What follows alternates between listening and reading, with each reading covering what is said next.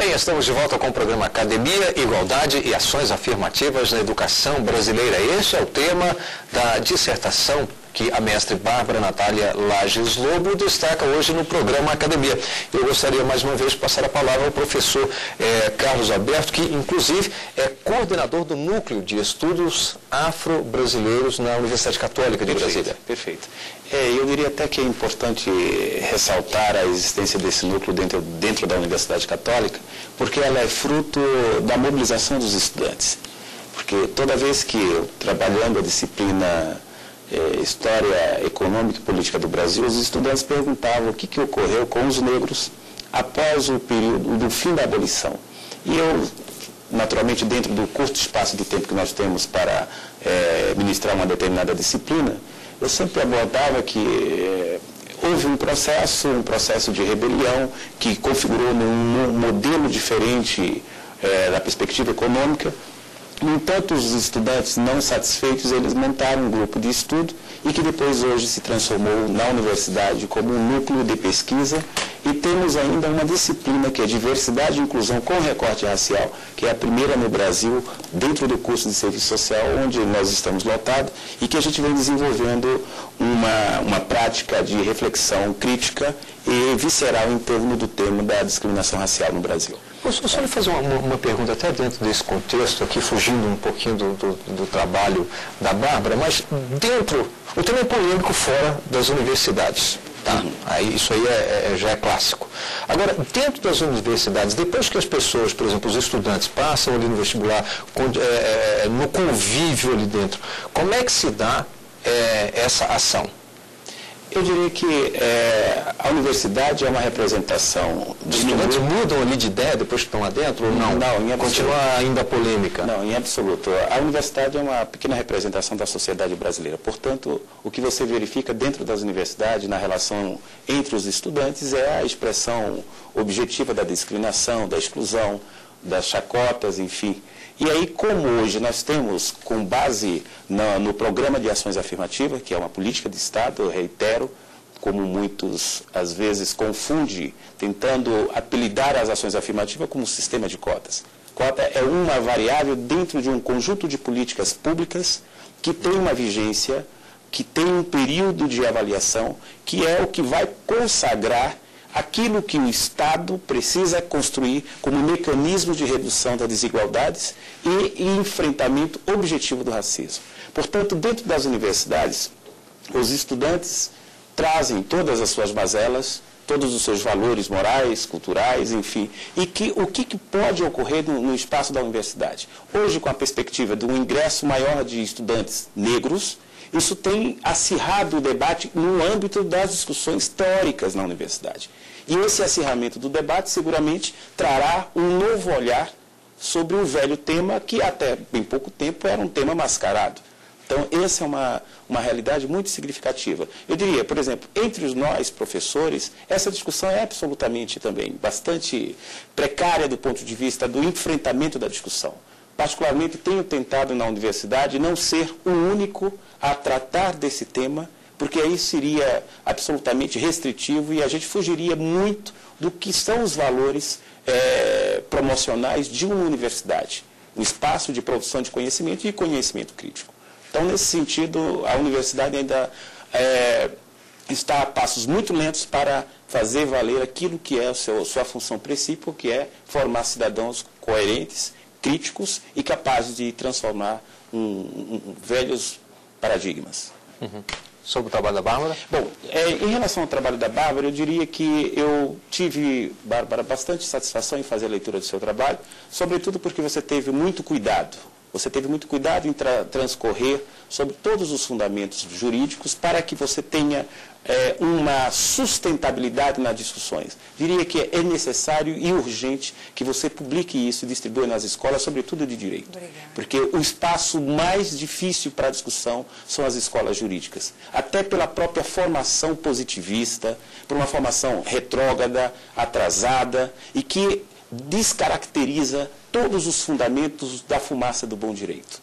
né? Então, nesse sentido, o seu trabalho tem aí uma pertinência. E alguns aspectos, aqui seriam vários que eu poderia estar citando, mas um aspecto em especial gostaria que você comentasse a respeito das críticas às ações afirmativas. Porque são muitas as críticas, e muitas vezes críticas pueris, revestidas de uma pompa que, na verdade, não tem substância objetiva do ponto de vista epistemológico. Por favor, um comentário sobre as críticas às ações afirmativas. O professor Carlos tocou numa parte do meu trabalho que é bem interessante, são as críticas às ações afirmativas que pretendem ter um caráter de sustentabilidade sólido, mas que se desmorona após um estudo mais aprofundado.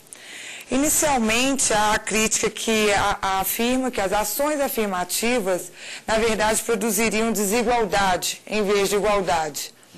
Amparada naqueles argumentos que eu já havia falado, daqueles autores que são contrários, sustentando-se no fundamento de que os defensores das ações afirmativas pretendem instalar no Brasil uma nação bicolor.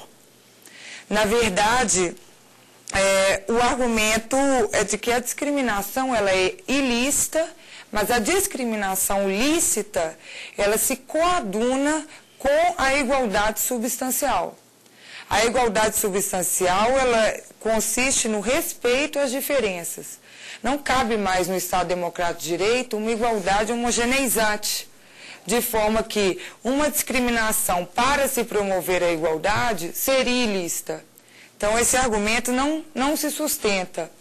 Outro argumento também é que as ações afirmativas gerariam o acirramento da discriminação racial nas universidades, mas isso, se for implementada com a devida mudança psicológica da sociedade brasileira, tal acirramento pode não vir a ocorrer. Outra crítica seria de que as ações afirmativas que os estudantes que ingressam nas universidades, por meio das ações afirmativas, fazem com que o nível educacional daquela universidade caia, que reduza o nível educacional. Não foi o que se verificou na UERJ, na UNB, né, nem pelos alunos oriundos do ProUni. O nível educacional deles também é alto. Então, são várias críticas que quando você aprofunda o estudo, você consegue perceber que são falácias, né? Na verdade, são para mascarar uma discriminação racial que realmente existe na nossa sociedade, que precisa ser eliminada. No bloco anterior, você fez referência a talvez uma maior aceitação das políticas de ações afirmativas na sociedade brasileira. Não está tão mais, assim, não está tão mais aceito quanto no início das discussões e quando começou essa discussão mais visível no Brasil. Tá? Cada vez mais, os opositores também se estruturam contra as políticas de ações afirmativas. E você já citou os grandes canais de televisão. E nós vemos isso também dentro da universidade. Tá? E é muito interessante. Agora, uma outra coisa que você coloca também, que eu acho que tem é real, é essa perspectiva de mudança da mentalidade. Só que essa mudança da mentalidade, ela é secular. Para ocorrer essa mudança da mentalidade, ela é secular. E não dá para nós deixarmos os nossos jovens, mulheres negras, jovens, mulheres e homens negros, morrendo tão mais do que as pessoas brancas, como tem sido colocado, e os dados estão mostrando isso. A juventude brasileira morre dos 14 aos 24 anos, a juventude negra, muito mais do que a população branca. Esse é um elemento que exige políticas afirmativas efetivas rapidamente. E para a mudança de mentalidade, também você já citou a Lei 10.639/2003. O meu doutorado é sobre a implementação dessa lei e nós estamos vendo que ela está indo a duras penas e ainda motivada por educadores mais sensíveis à causa. Então, assim, as políticas de ações afirmativas não estão tão aceitas, por mais que os resultados sejam positivos. E só para pensar um pouco e já deixar até para as pessoas que estão nos ouvindo, para que acessem o site do MEC e vejam o resultado de um trabalho que foi publicado agora, em maio, feito pela FIP, que é a Faculdade de Pesquisa de São Paulo, da USP de São Paulo, que elencaram 3 elementos, indicadores, para avaliar a aceitação da população brasileira, o posicionamento dessa população brasileira, da educação brasileira, porque foi focado nas escolas brasileiras.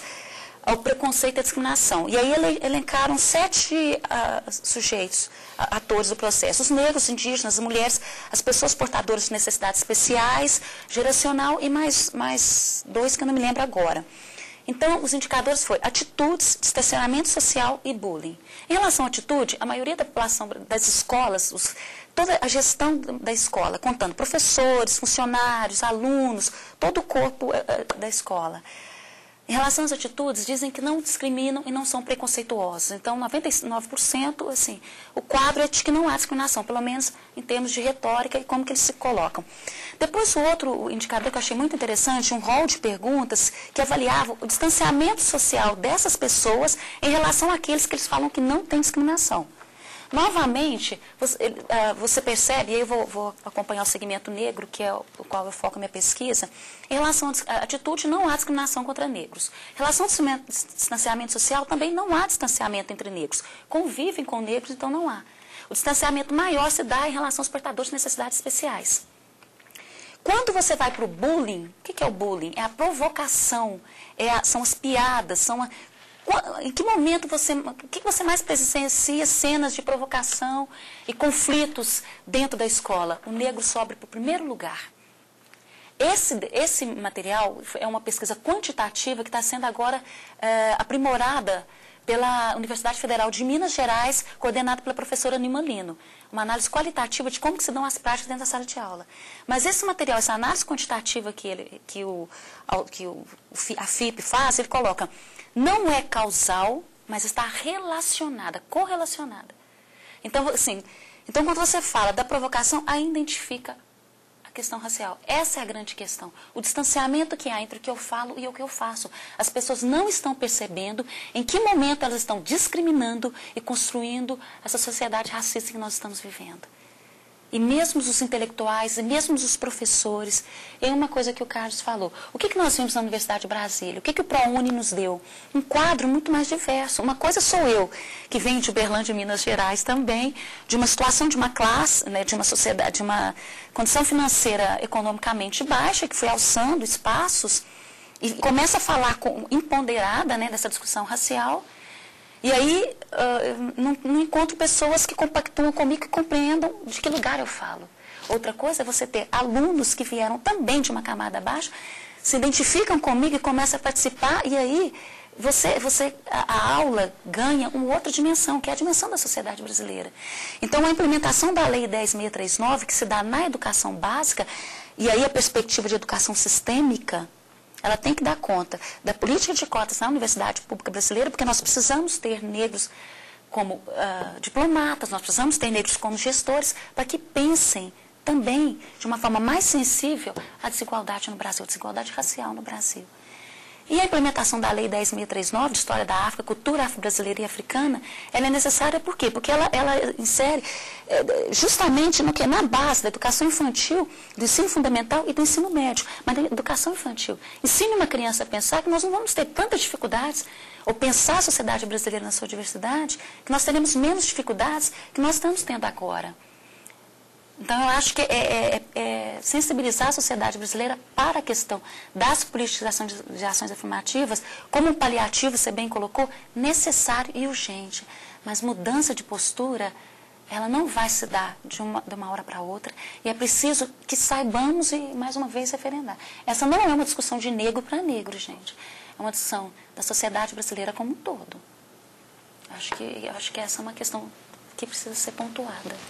Professora. Eu concordo com a professora Renísia e acho que é fundamental para o sucesso das ações afirmativas e para a mitigação da discriminação racial o assumir-se racista, o assumir-se discriminador e uma vontade geral social em acabar com isso, com esse retrocesso ainda imperante na sociedade brasileira. Tratar as desigualdades no Brasil como puramente sociais, como discriminações somente de classe, discrimina-se no Brasil quem é pobre, não quem é negro, isso é mentira. É um fato que não se verifica, as estatísticas não deixam mentir. Eu acho que o assumir-se racista e a vontade conjunta de toda a população em acabar com a discriminação racial, é a garantia do sucesso das ações afirmativas e da desnecessidade das mesmas posteriormente. Porque a partir do momento em que a diversidade racial se implementar nas universidades, no mercado de trabalho e nos diversos segmentos da sociedade, não mais serão necessários esse tipo de ações. Bem, eu tenho aqui duas perguntas e uma delas eu até gostaria de contar com a colaboração do professor e também da professora, mas uma delas é a seguinte, inicialmente as chamadas cotas estavam previstas por um período de 10 anos. Isso foi prorrogado ou ainda continua? A outra pergunta que eu queria contar, com a ajuda de vocês, o professor Pedro, ele cita que há uma dificuldade, e a própria Bárbara deve ter encontrado isso também, uma dificuldade de encontrar trabalhos como referência para esse tema. Deve ter sido uma dificuldade sua também nesse sentido, né? Mas ele cita que encontrou trabalhos em outros países. E fica a minha pergunta, como é que está esse sistema em outros países? Quando você se reporta às cotas, que teria o período de vigência de 10 anos, eu diria que cabe um esclarecimento que políticas sociais, elas têm o objetivo de buscar equilibrar aquilo que está em dissonância do que é o Estado. Né? E, nesse sentido, a política de ação afirmativa é uma política social pública com esse fito propósito. E o período de vigência, uma política social tem lá seu processo de demanda, e aí o movimento negro tem um papel fundamental em pautar essa discussão para o Estado brasileiro, transformando um problema que era do negro numa questão social nacional. Por outro lado, nós temos o momento da implantação, e nesse momento da implantação nós temos uma discussão muito interessante. Eu diria que, emblematicamente, até 1988, o Estado brasileiro perguntou o que querem os negros, o que querem os deficientes, o que querem os homossexuais, o que querem as mulheres. Não é? Essa foi a pergunta central do Estado brasileiro. E a pergunta seguinte, que esse momento, é um momento de profunda ebulição, é exatamente como querem. E é nesse processo que os movimentos têm buscado qualificar os seus quadros, todos esses movimentos que eu citei, todas essas representações, no sentido de responder ao Estado brasileiro como queremos. Como queremos uma sociedade plural? Uma sociedade onde o machismo, o racismo, a discriminação, a homofobia não seja o lastro das nossas relações. Então, nesse sentido, a política pública ela precisa ter um período de vigência, implantação, implementação, consolidação e avaliação. Então, esse é um fundamento principiológico da constituição dos mecanismos de Estado. Nesse sentido, a grande resistência se dá exatamente porque nós temos o que eu chamaria, sobretudo dos nossos formuladores, dos nossos escritores sociais, dos nossos cientistas sociais, o que eu poderia chamar, e me perdoe, a expressão é muito forte, que é o cinismo epistemológico.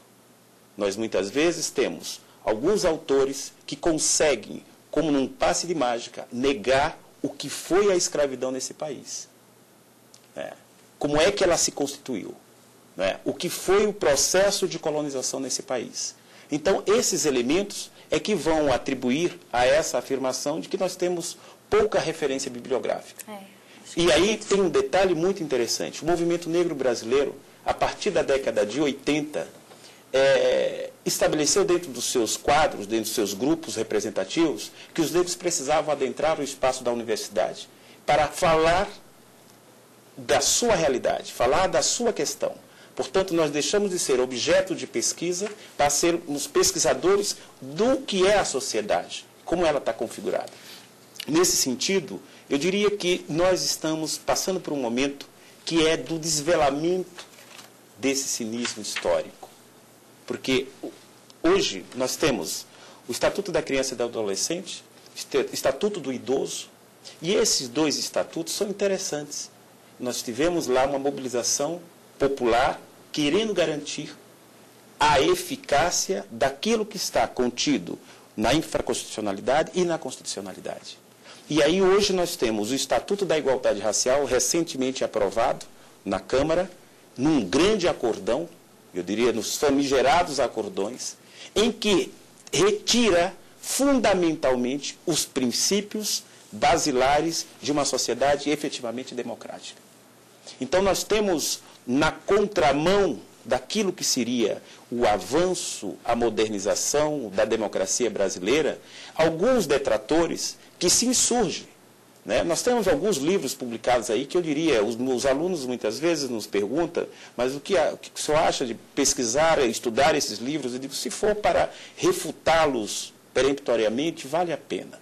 Mas para tê-lo em sua biblioteca é você retroceder ao século XVI na mentalidade em que se instalou, sobretudo nesses detratores. Né?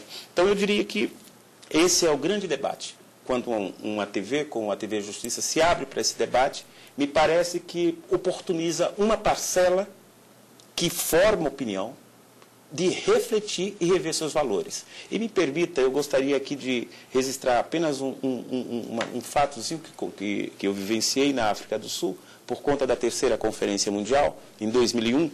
E eu fui fazer uma série, participar da conferência, mas também fiz uma série de intervenções, comunicações em algumas universidades. Estive na Universidade do Cabo. E após um seminário que nós participamos, eu saí no campus e pude observar jovens indianos, sul-africanos negros, sul-africanos brancos. Eles, jovem em todo lugar, são divertidos, alegres, irrequietos, não é? E eu percebi uma linha tênue que havia entre esses grupos. Os indianos de um lado, os sul-africanos brancos de um lado e os sul-africanos negros de outro. E eu me dirigi ao grupo e perguntei para eles, mas persiste a segregação, considerando que o regime do apartheid havia encerrado há 8 anos? Um jovem indiano me disse o seguinte: o modelo do apartheid foi encerrado pela forma da lei, né? Mas na mentalidade persistirá por toda a nossa geração. E aí um sul-africano negro me fez uma pergunta que eu gostaria aqui de socializar com todos vocês aqui, inclusive com os telespectadores, que foi a seguinte: ele, percebendo a minha origem brasileira, ele disse, olha, por conta da terceira Conferência Mundial, nós tivemos que nos debruçarmos para entender o racismo no mundo. E a conclusão que nós chegamos foi que o racismo brasileiro é o mais sofisticado e o mais eficaz.